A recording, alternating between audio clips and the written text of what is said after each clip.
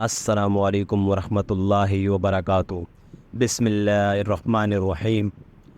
ابو ذر ایک جوڑا پہنے ہوئے تھے اور ان کا غلام بھی جوڑا پہنے ہوئے تھا۔ میں نے اس کا سبب دریافت کیا تو کہنے لگے کہ میں نے ایک شخص یعنی غلام کو برا بھلا کہا تھا اور اس کی ماں کی غیرت دلائی یعنی گالی دی، تو رسول اللہ صلی اللہ علیہ وآلہ وسلم نے یہ معلوم کر کے مجھ سے فرمایا، اے ابو ذر، تو نے اسے ماں کے نام سے غیرت دلائی ہے، بے شک تجھ میں ابھی کچھ زمانہ جاہلیت کا اثر باقی ہے۔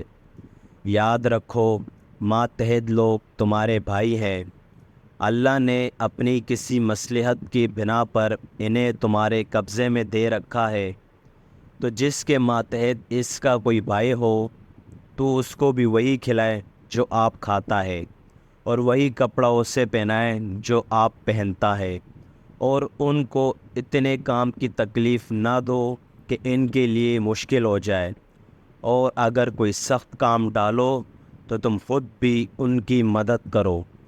صحیح بخاری حدیث نمبر 31۔